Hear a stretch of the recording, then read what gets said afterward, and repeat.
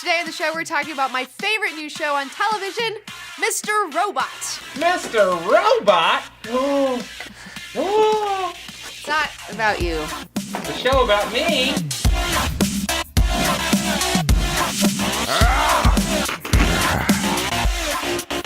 Finally, a show about a sexy robot who is a secret agent with too many ladies to juggle, who is chopping logs in the forest when one day his pink-haired sidekick is kidnapped by ninjas, so he has to go commando and kills all the bad guys and rescues the Sports Illustrated swimsuit models from Grayskull Castle.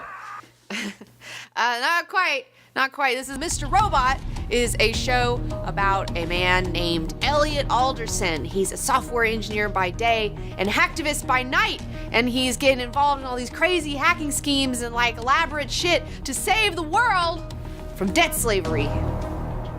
From ninjas? Debt slavery. So where do the ninjas come in then? There's no ninjas. There's Well, corporate sharks though. I don't understand where the robots come in. Is he a cyborg? He discovers he's a robot later? There's no robots in this actually. There's no robots? Well, this show is full of lies. It's a little bit of a misnomer there. You're just gonna have to get past the fact that this show has nothing to do with robots or cyberbots or cyborgs.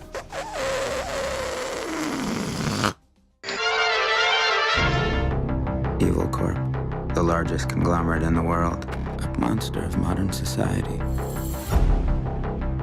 I think you secretly hate it here. No, I love it here. Exciting time in the world right now. Exciting time. So why are we talking about this show that's for some reason not about robots?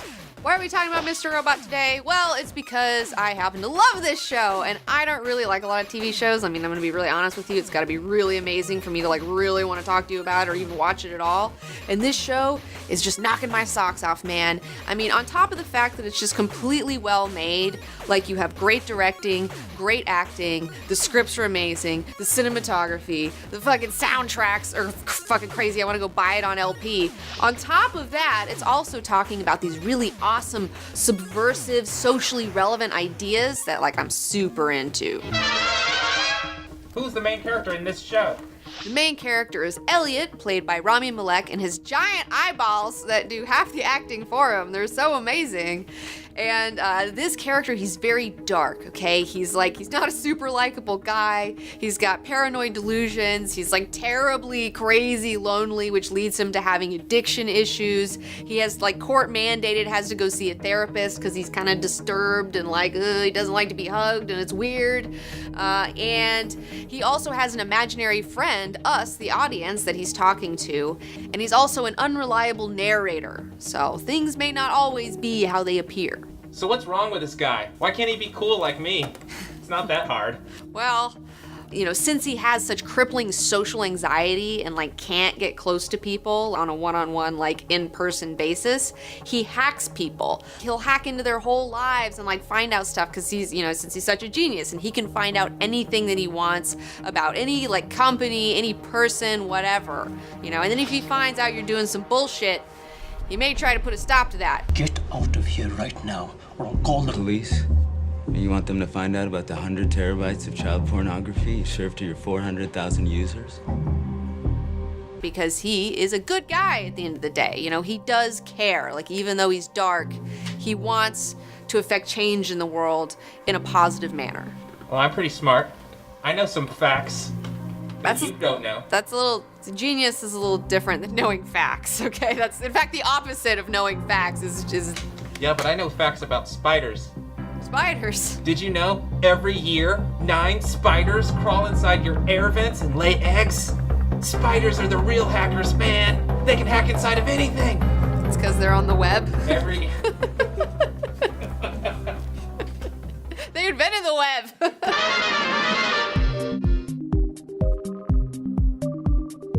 Does he know he's a cyborg yet? He's not a cyborg. Well, why can't he get any friends? Okay, well, he does have some friends. He has one friend in particular, Angela, played by Portia Doubleday, and she is a childhood friend of his. They grew up together, like in the same neighborhood. You know, they've been super homies. They both work together at Allsafe. And Angela has such an amazing storyline throughout this whole situation. We'll talk more about her themes and things going on later. I've got lots of friends. I'm sure. A whole lot. I'm sure you do.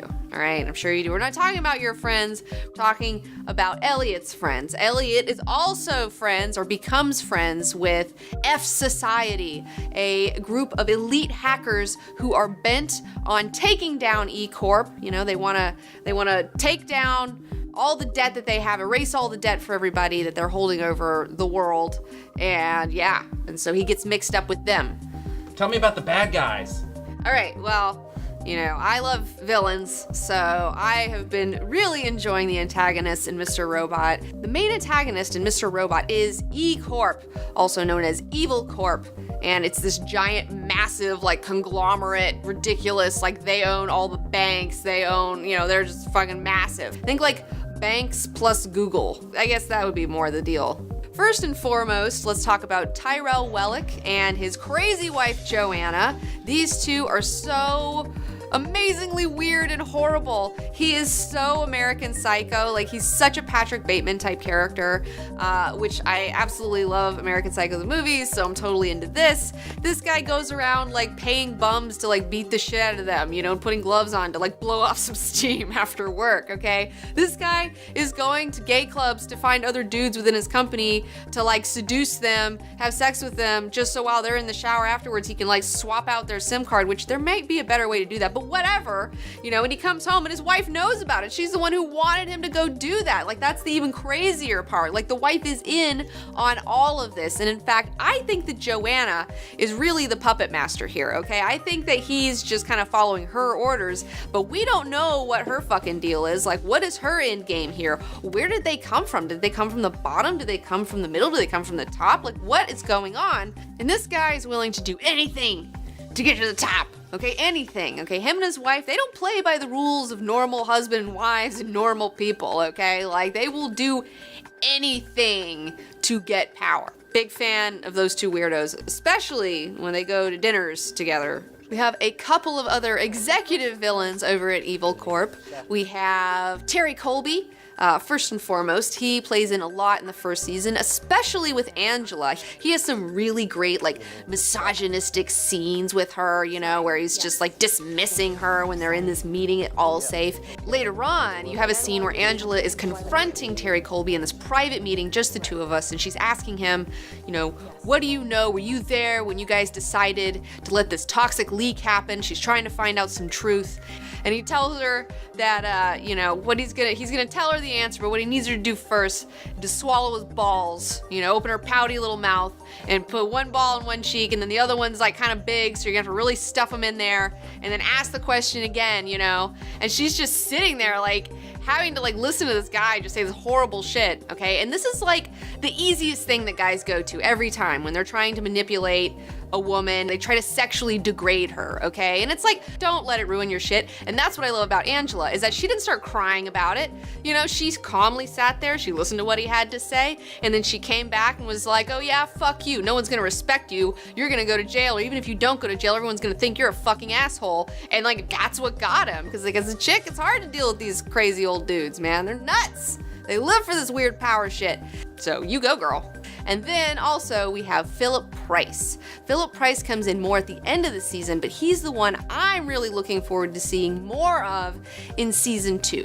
All right, because this guy's the head of E Corp, all right? He is the real power. And the thing that's super nuts about this show is the way these like CEOs act at the top. Okay, there was some study done saying that like most CEOs are sociopaths, which like I totally buy that. Like I totally buy that. In fact, reminds me of a quote from one of my favorite authors, Frank Herbert, who wrote Dune, and he said, absolute power does not corrupt absolutely, but that absolute power attracts the corruptible. Why? Because many psychopathic traits are rewarded in business. Lack of empathy, grandiose sense of self-worth, lack of remorse, shallow affect, which is an inability to experience a range of emotions. Cunning manipulative, that's another item on the checklist. So now we're heading into spoiler territory. So if you haven't seen the show, you should probably stop watching right now. Now let's talk about the themes in Mr. Robot Season 1. Sometimes I dream of saving the world. Saving everyone from the invisible hand. One that brands us with an employee badge. The one that forces us to work for them. The one that controls us every day without us knowing it. This show brings up a lot of ideas, a lot of problems within our society, such as, but not limited to, rampant consumerism.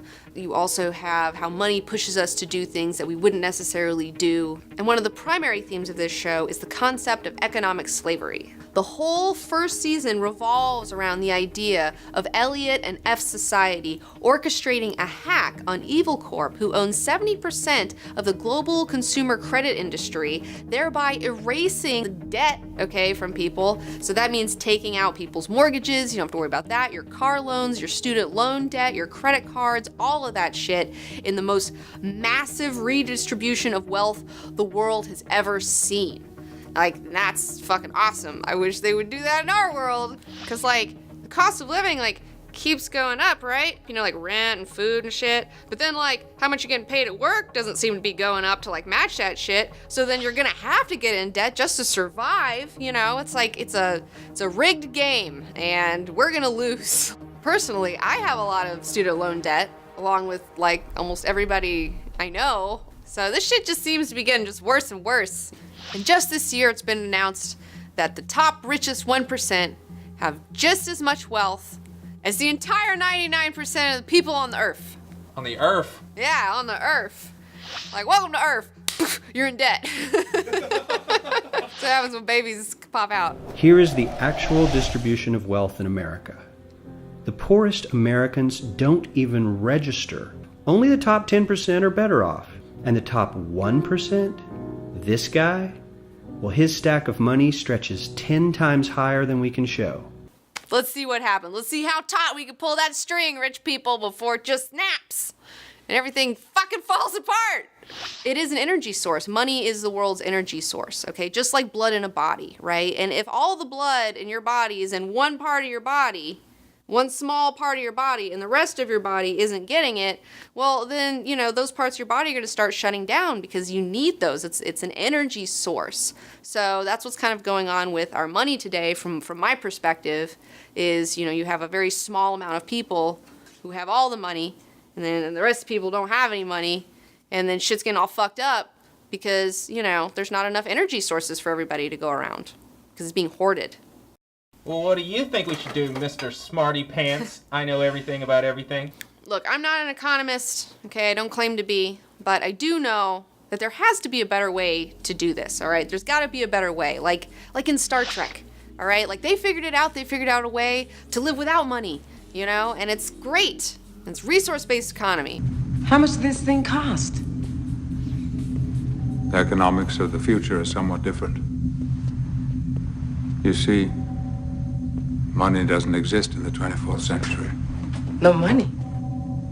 You mean you don't get paid? The acquisition of wealth is no longer the driving force in our lives. We work to better ourselves and the rest of humanity. I think that there are people who would know how to do that, and I would like to see them figure it out, and let's try a new system, because this shit's fucked up. All right, I think you can all agree with me. I think we can all agree, even if you don't agree with me that we should get rid of money, whatever. I'm sure you can fucking agree with me that your shit's probably fucked up, because mine's fucked up. And I don't know anyone who's just just having a great time rolling the dough. Unless you're in the 1%, if you're one of the 12 people who have all the money. I don't want to live in some crazy mansion, need a yacht and all this shit, I just want to be able to do my job and put my money back into the show and create more stuff, that's my goal.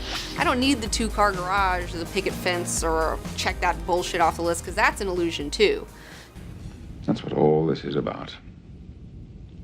A lot has changed in the past 300 years. People are no longer obsessed with the accumulation of things. We have eliminated hunger, want, the need for possessions. We've grown out of our infancy. You've got it all wrong. It has never been about possessions. It's about power. Power to do what? To control your life, your destiny. That kind of control is an illusion.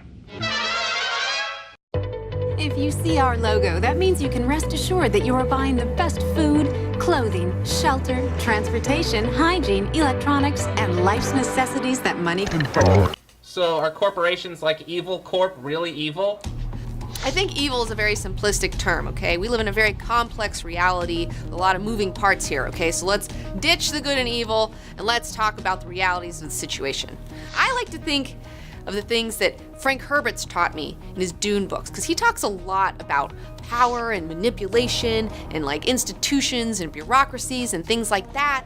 And the things that he always comes back to is that power in itself, is not corrupt, okay? It's not evil, but that the larger an institution grows, the more power that it has, the more susceptible it is to being corrupted, okay? Because corruptible people are attracted to power. That being said, there's a lot of problems within corporations today that make them seem evil. You have, your profit imperative, where you have to make as much money as you can constantly, and that's the deal. It's never enough, it's never going to stop. So they will do anything to increase their profits, even fucked up shit, and especially stuff in the short term, because they have shareholders that they answer to, and they have to show that they have made a profit every single quarter, or else they will get fired and they will find somebody else to fill that role who will do the fucked up things that maybe the other person didn't want to do. And then on top of that, you also have the growth imperative, where you have to constantly be growing, right? But nobody constantly grows. Nobody's immortal, things eventually decay and die, but these companies are going to do anything they can to just continue to grow and grow and grow and grow. Corporations are people, my friend. And here's the thing, businesses aren't people.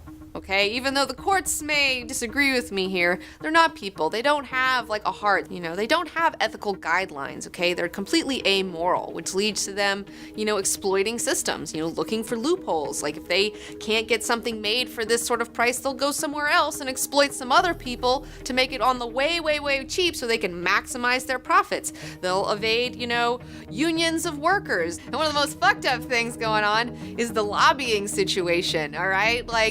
These friggin' companies have so much money, and they can just dump money on these politicians and be like, hey, I need you to change this law so I can do this thing so my company can keep growing. And then these people are like, okay, cool, let me take that money and I have a nice summer house in the Hamptons now. Yeah!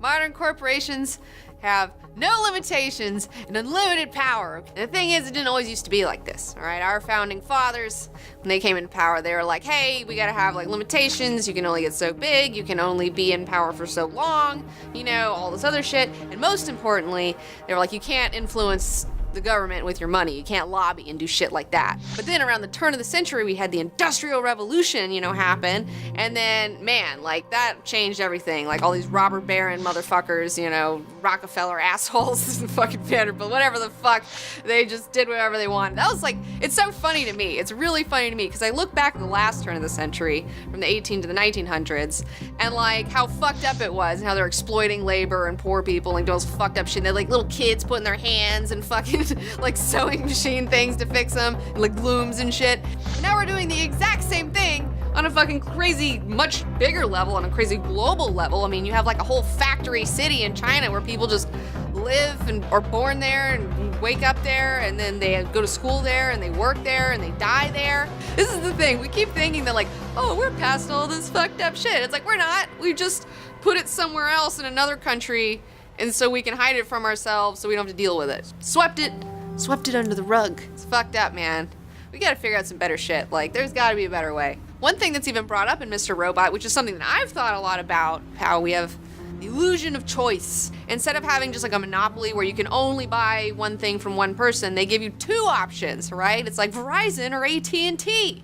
Oh, which they're both gonna fuck you in the ass, is it gonna be Comcast or Time Warner? You're gonna get fucked either way. You're gonna do Pepsi or Coke. You're gonna get cancer either way. Democrat or Republican. They're all assholes. It doesn't matter. It's fake. It's fake. These are still monopolies. I mean, just because there's two doesn't mean that that's still fucked up, all right? Especially because they're so massive that they can just swallow up all the competition. They don't have these moral obligations at all. I mean, their only obligation is to survive. And in order to do that, in order to compete with other giant corporations, they'll do fucked up shit.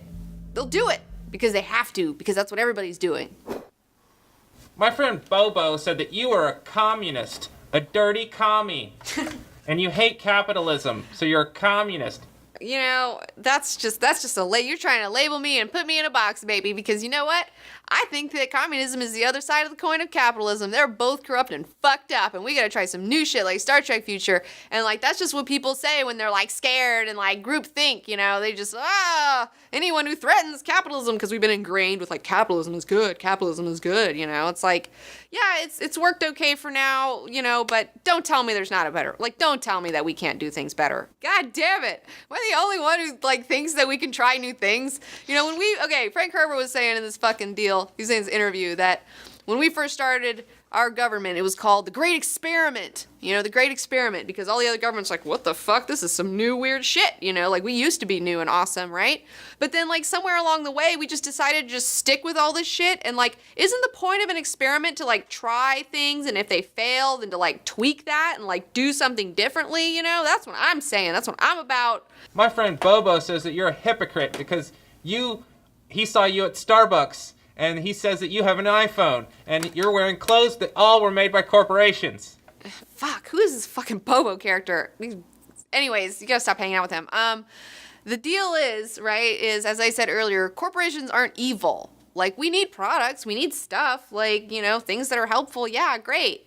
But, you know, we just need it to where it's not completely unethical and unchecked and, like, our whole, you know, world is going to be ruined because they're just dumping all this toxic waste somewhere they shouldn't be dumping it, okay? That's all I'm saying. We just need to be a little bit more chill, all right? Corporations need to chill and be more cool about stuff. But that's like a spiritual thing, though, you know? That's, like, the whole thing is, like, our society is spiritually bankrupt, you know? So how do you expect the people leading these corporations to not be spiritually bankrupt, you know? It's like we don't...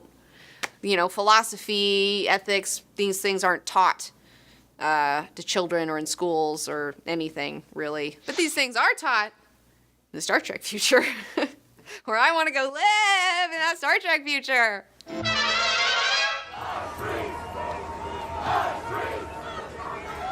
So at the end of season 1, we find out that the hack was totally successful, that they have erased the debt. We don't know exactly how it happened. We don't know all the particulars, and I can't wait to find out more next season of what exactly happened. Where is Tyrell Wellick? Like, what the fuck is going on? But you see all the people, they're fucking partying, they're having a great time, they're wearing the F Society masks, they're organizing in Times Square, like they're waking up, and I cannot wait to see what happens next season, okay? Because as much as I love Fight Club, okay, Fight Club's great, right? But then you get to the point where they explode, they do a very similar situation where the debt has been cleared, you know, whatever. But we never see, like, how that affects everyone, you know? And it's like, that's what I want to know. Like, what does this change exactly? Like, what does this mean for everyone? I don't exactly know how this will affect everybody. And I would love to see how it's going to affect everyone in the show. And I'd love to see how it would affect everybody in our reality, or what that would look like. Hey, it's either suits like me or the government. We all know how well they handle things. Why can't the world just take care of itself? And I think it's really great, something that Darlene says. She asked the question, you know, why can't the world just take care of itself? You know, and I think that that's a really interesting question because I am a bit of an idealist, I admit it. And there's a part of me that's like, yes, why can't we just take care of ourselves? You know, like we can do that. We have the power to do that. We have that if we wanted it. But the realist part of my brain, because I also have that part, is like, we're not mature enough as a society. We're not mature enough, like, spiritually to really handle that and do that correctly. So, you know, how does this bode for everybody? I mean, in certain ways, yes, it is a plus, but I'm sure there's also going to be drawbacks for this, you know, and because every time there is some sort of big push forward in society, anytime someone's pushing forward and successfully does something, there's always a push back.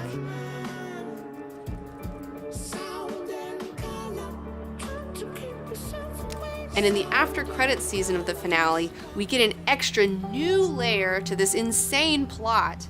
you have a guy driving up to the Eyes Wide Shut house, another Kubrick reference, oh my God. And he goes inside and he sits down by Mr. Price, which I love that his name is Mr. Price, the head of Evil Corp.